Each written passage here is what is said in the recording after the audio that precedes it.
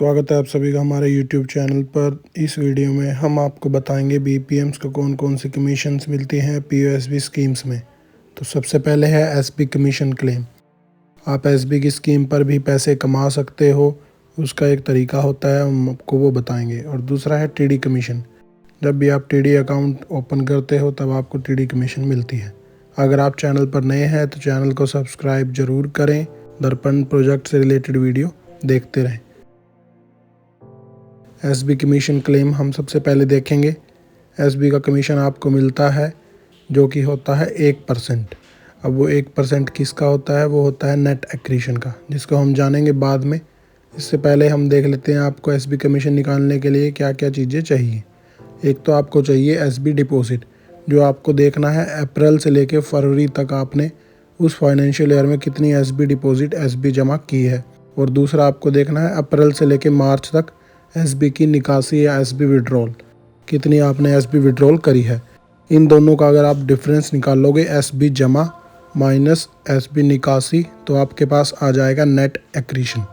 अब ये पूरे साल का आपके पास नेट एक्रीशन आ गया है। SB जमा और SB निकासी का जो अंतर आया है वो आपने निकाल लिया है। उसका 1% जो होगा वो आपकी SB कमीशन होगी। इसमें ध्यान देने वाली बात ये है कि SB कमीशन अगर आपका 500 रुपये से कम बन रहा है तो आपको नहीं मिलेगा, उसका आप क्लेम नहीं कर सकते 500 रुपये से कम अगर वो होगा तो। दूसरा इसमें एक और ध्यान देने वाली बात है कि जो दोनों का अंतर है वो माइनस में नहीं आना चाहिए। माइनस में आने का मतलब है कि आपने SB विड्रॉल जो है आपकी वो SB जमा से ज़्यादा है, जिससे आप उसका क्लेम नहीं कर सकते। क्लेम पास करने की अथॉरिटी भी जान लेते हैं, वो आपके SPM ही है। जैसे आपने TD कमीशन पास कराया है ऐसे ही आप SB कमीशन भी पास करवा सकते हो।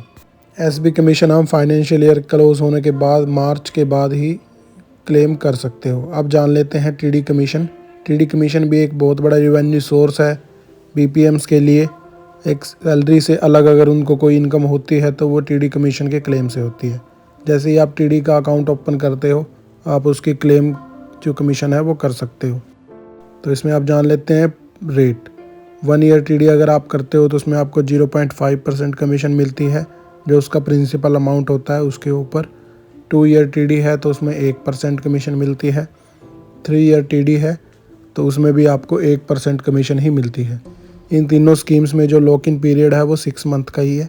6 मंथ के बाद जो है डिपॉजिटर चाहे तो अकाउंट बंद करा सकता है। अब बात करें 5 ईयर TD की, जिस पर आपको 2% कमीशन मिलती है।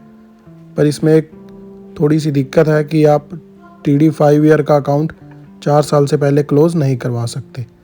आप TD कमीशन को खाता खोलने पर ही क्लेम कर सकते हो। इसकी सैंक्शन अथॉरिटी भी आपके SPM है, या आप कह सकते हो अकाउंट ऑफिस का जो सुपरवाइज़र है वो। तो आप SPM के पास TD कमीशन क्लेम का फॉर्म भेज दीजिए, वो आपकी TD कमीशन पास कर देंगे। इसी तरह आप SB का कमीशन क्लेम फॉर्म भी भर के भेज सकते हैं, वो उसको भी पास कर देंगे और वो आपके खाते में डायरेक्ट आ जाएगा, या फिर आप खुद ही उसको अपने BO के डेली अकाउंट में हिसाब में ले सकते हैं। उम्मीद है ये वीडियो आपको हेल्प करेगी। Thanks for watching this video. Thank you so much.